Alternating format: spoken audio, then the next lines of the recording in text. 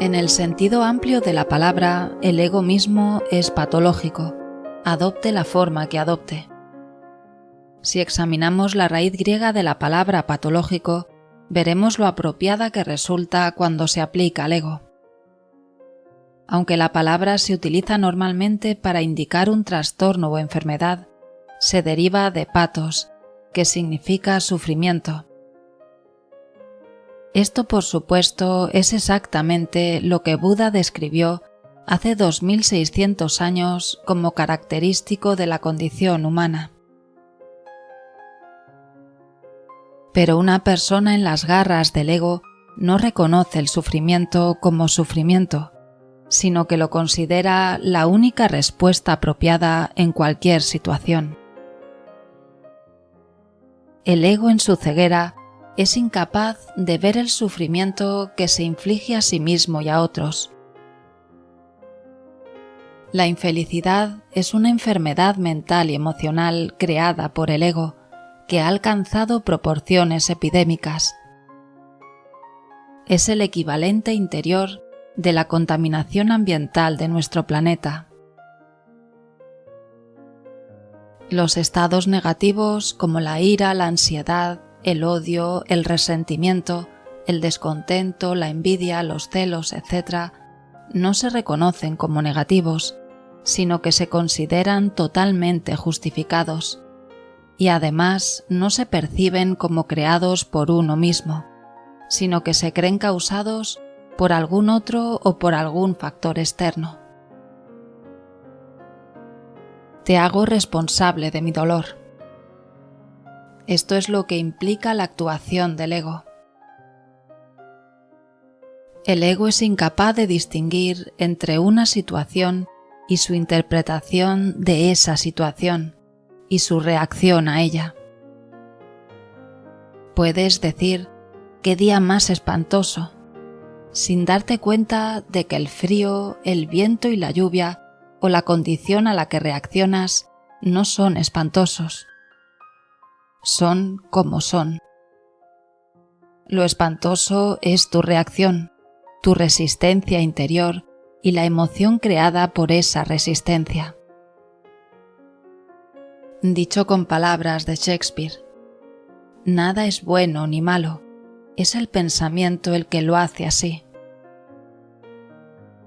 Y lo que es más, muchas veces el ego percibe el sufrimiento y la negatividad como un placer, porque hasta cierto punto el ego se refuerza de ese modo.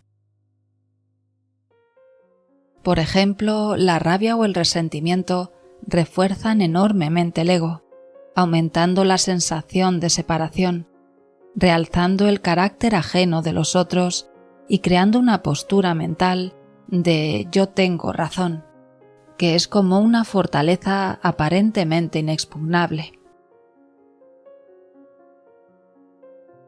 Si fueras capaz de observar los cambios fisiológicos que tienen lugar dentro de tu cuerpo cuando estás poseído por estos estados negativos, cómo afectan adversamente al funcionamiento del corazón, el aparato digestivo, el sistema inmunitario e incontables funciones corporales, quedaría perfectamente claro que esos estados son verdaderamente patológicos. Son formas de sufrimiento y no de placer.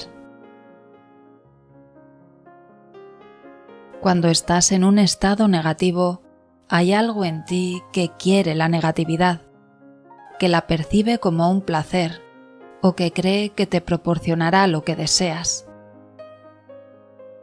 De no ser así, ¿quién iba a querer aferrarse a la negatividad, hacerse desdichado a sí mismo y a los demás y provocar enfermedades en el cuerpo?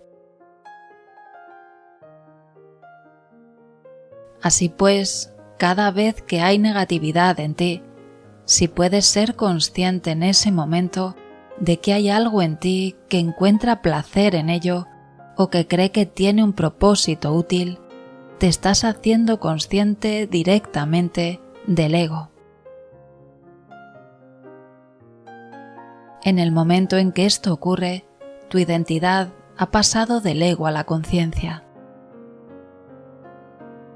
Esto significa que el ego se está encogiendo y la conciencia creciendo. Y en medio de la negatividad, eres capaz de darte cuenta de que en ese momento te estás creando sufrimiento.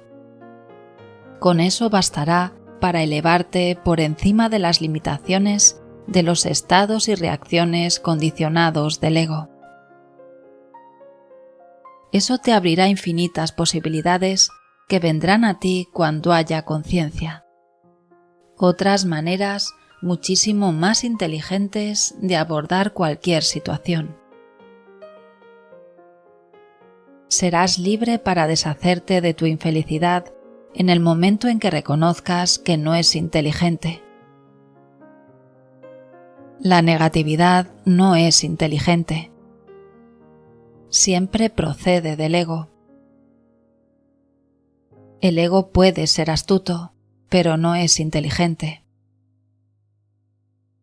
La astucia persigue sus propios objetivos. La inteligencia ve el gran todo en el que todas las cosas están conectadas. La astucia está motivada por el interés propio y es sumamente corta de vista. Casi todos los políticos y gente de negocios son astutos. Muy pocos son inteligentes. Lo que se consigue a base de astucia dura poco y a la larga siempre acaba en autoderrota. La astucia divide, la inteligencia incluye.